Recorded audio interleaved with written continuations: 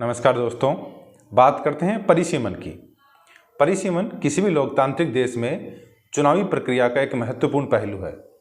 यह प्रक्रिया उन क्षेत्रों की सीमाओं को तय करती है जहां से जनता अपने प्रतिनिधियों को चुनती है।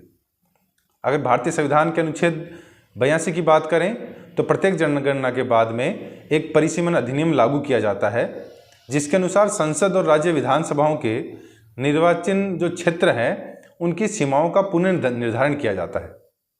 भारत में जो परिसीमन आयोग है वो एक स्वतंत्र और स्वायत्त निकाय है जो कि इस प्रक्रिया का संचालन करता है और इसके निर्णयों को किसी भी न्यायालय में चुनौती नहीं दी जा सकती है। भारत में अब तक 4 बार परिसीमन आयोग का गठन किया गया है, जो कि 1952 में, 1963 में, 1973 और 2002 में किया गया है। हालांकि 1976 में जो 42वां संविधान संशोधन है उसके द्वारा यह निर्णय किया गया था कि 2001 तक इन सीटों को नहीं बदला जाएगा। इसके बाद 2002 में 84वें संविधान संशोधन के द्वारा यह सीमा 2026 तक बढ़ा दी गई। जहां तक परिसीमन की प्रक्रिया की बात करते हैं तो सबसे पहले अनुच्छेद 82 के तहत प्रत्येक जनगणना के बाद में एक परिसीमन अधिनियम लागू किया जाता है तथा अनुच्छेद 170 के तहत राज्य विधानसभाओं के निर्वाचन क्षेत्रों का पुनर्निर्धारण किया जाता है। भारत में परिसीमन आयोग का गठन राष्ट्रपति के द्वारा किया जाता है, जिसमें सर्वोच्च न्यायालय के सेवानिवृत्त न्यायाधीश, भारत के मुख्य निर्वाचन आयुक्त और संबंधित जो राज्य होते हैं उनके निर्वाचन आयुक्त शामिल होते हैं। परिसीमन आयोग है वो निर्वाचन क्षेत्रों का पुनर्गठन जनसंख्या, भौगोलिक कारकों और प्रशासनिक सुविधाओं के आधार पर करता है।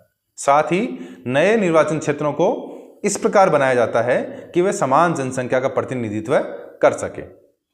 वर्तमान में जो परिसीमन है इसको लेकर एक बहुत बड़ा मुद्दा खड़ा हो रखा है, जो कि सबसे बड़ा मुद्दा यही है कि कहीं इस परिसीमन से उत्तर और दक्षिण भारत का शक्ति संतुलन कहीं बिगड़ नहीं जाए।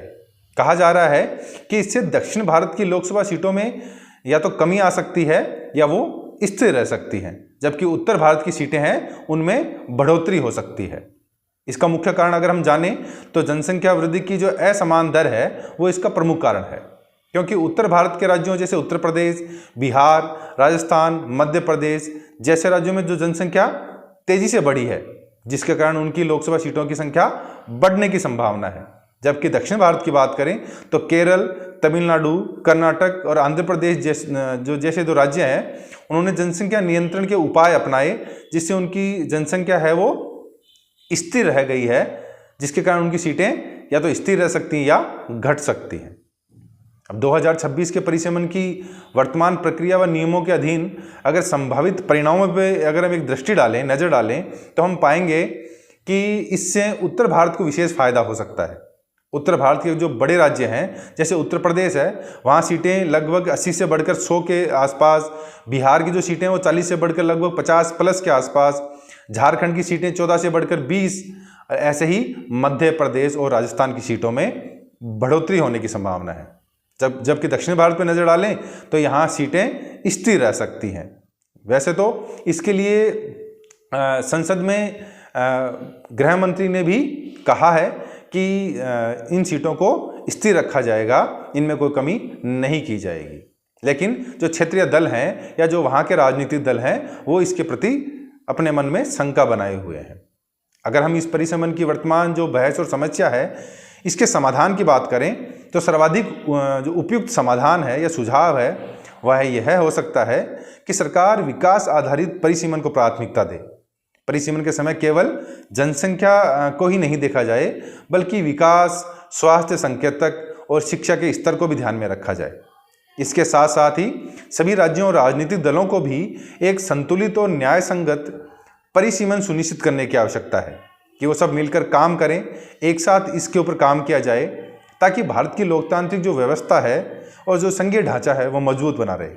क्योंकि जो परिसीमन 2026 है वो भारतीय राजनीति का एक केवल ऐतिहासिक क्षण ही नहीं है, साथ ही साथ यह देश की शक्ति संरचना को बदल सकता है। यह केवल सीटों का सवाल नहीं है, बल्कि यह भारत के संघीय ढांचे, क्षेत्रीय संतुलन और लोकतांत्रिक मूल्यों से भी जुड़ा हुआ है। Thank you.